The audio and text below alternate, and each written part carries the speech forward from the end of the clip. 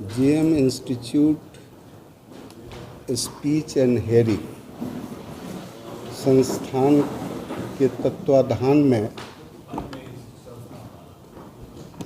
दिव्यांग पुनर्निवास उसको कैसे हैंडल किया जाए, उसका प्रशिक्षण 3 दिनों का आयोजित किया गया है, जिसमें विभिन्न स्कूलों से दिव्यांगों को कैसे सम्मान दिया जाए, किस तरह से बच्चों के साथ उसका व्यवहार किया जाए, इसके 3 दिनों की ट्रेनिंग RDGM मेडिकल कॉलेज में दी जा रही है। और यह कार्यक्रम जो प्रधानमंत्री सेवा पखवाड़ा 15 दिनों का जो 17 तारीख से महात्मा गांधी के जन्मदिन पर 2 अक्टूबर तक मनाया जाएगा, उसमें इस इंस्टीट्यूट के द्वारा भी उस दिव्यांगों के लिए बहुत सारी सेवाएं, उपकरण उनको मुफ्त मुहैया कराया जाएगा,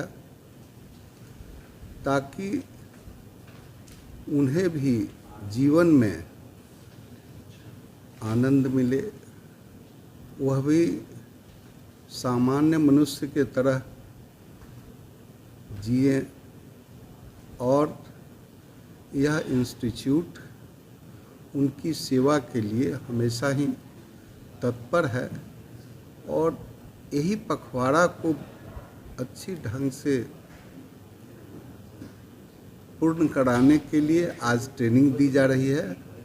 और इसको हर जगह हम अपने जो ट्रेंड शिक्षक होंगे उन्हें भी आग्रह किए हैं कि इस पखवाड़े को आप भी अपने स्कूल में जहाँ तक हो सके आप उस दिव्यांगों के लिए भी अपने अपने स्कूल में जो नई शिक्षा के तहत आपको यहाँ ट्रेनिंग दी जाएगी, उसको वहाँ भी आप अपने स्तर से करें, ताकि एक बड़ी संख्या में जो इस तरह के बच्चे दिव्यांग हैं उनको समाज के समावेशी रूप में देखा जाए और उनकी योग्यता को भी पहचान कर उन्हें भी उत्कृष्ट जगह पर भेजने की तैयारी यह इंस्टीट्यूट के द्वारा ट्रेनिंग दिया जाएगा।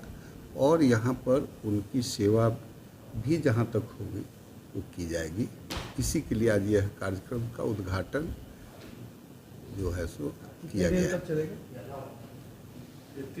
ये 3 दिन का है।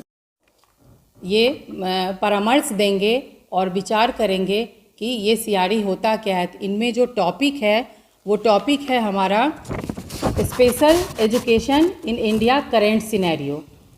इसका हमारा टॉपिक क्या क्या है, लेजिस्लेटिव फ्रेमवर्क है, गवर्नमेंट इनिशिएटिव है, एटीट्यूशनल चेंज है, लो इनरोलमेंट रेट है, सोशल एटीट्यूड है, प्राइवेट इंटीवेट्स है, इंक्रीड अवेयरनेस है, इंडिक्वेट इंफ्रास्ट्रक्चर है, ज्योग्राफिक डिस्पैरिटीज़ है, सुप्रीम कोर्ट इंटरवेंशन है, कैपेसिटी बिल्डिंग है, एसेसिबिलिटी है, टीचर ट्रेनिंग इश्यूज़ है, फंडिंग एलोकेशन है।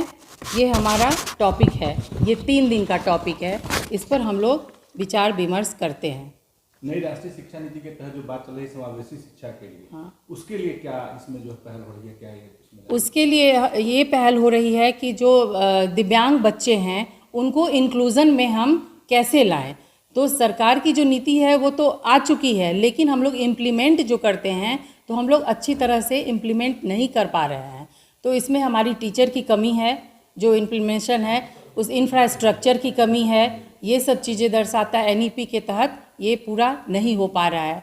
हम लोग कोशिश इसी को करने में लगे हुए हैं कि उन बच्चों को हम कैसे समावेशन कर सकें, मेन स्ट्रीम के मुख्य धारा से जोड़ सकें। अब तक कितने बच्चों को जो डिसेबलिमेंट है या कैप्चर को आगे बढ़ाया गया है प्रोग्राम पर? अभी तक तो बहुत बच्चे को एक्यूरेट तो हम नहीं बता पाएंगे, लेकिन बहुत बच्चे को हैं जो वो मेन स्ट्रीम में आए हैं। लगता जैसे है आने वाले दिनों में ऐसा हो पाएगा, बच्चे जो मेन स्ट्रीम के बच्चे हैं उनके साथ जो ये डिसेबल बच्चे हैं वो शिक्षा ले पाएंगे, और जो नई शिक्षा नीति है उसको लागू करने के लिए जो पहल हो रही है इन करने, ये तो मैं नहीं कह सकती हूँ कि नहीं हो पाएगा, हो तो ज़रूर पाएगा, लेकिन इसके पीछे जो चुनौतियाँ हैं, अगर वो चुनौतियाँ पूरी होगी तो ज़रूर हो पाएगा। तो इस सीआरई का उद्देश्य हम लोग का यही रहता है, ये गोल यही रहता है कि जो हम लोग लागू तो करते, इंक्लूज़न है, इंक्लूसिव स्कूल में बच्चे हैं, पर वो जा नहीं पाते हैं। तो क्यों नहीं जा पाते हैं? तो बहुत सारी समस्याओं का उनको सामना करना पड़ता है। अब उनके लिए है बहुत जो रैंक है और अन्य चीज़ें भी जो है इंफ्रास्ट्रक्चर है, पहले भी मैं बता चुकी हूँ कि इंफ्रास्ट्रक्चर की कमी है, आर्थिक दृष्टि से भी वो हैं, उनको आने जाने में कठिनाई होती है, या तो आर्थिक दृष्टि से भी होती है और उनके पास साधन नहीं है। बहुत बच्चे हैं जागरूक नहीं हैं, जिनके पेरेंट्स बहुत जागरूक भी नहीं हैं कि इस चीज़ को वो समझ ही नहीं पाए हैं कि हमारे लिए सरकार तो बहुत सारी प्लान दिए हैं, लेकिन उस प्लान तक पहुंच नहीं पा रहे हैं बहुत सारे पेरेंट्स। इसके लिए क्या जन जागरूकता जरूरी है? इसके लिए जागरूकता बहुत ज़रूरी है। उसके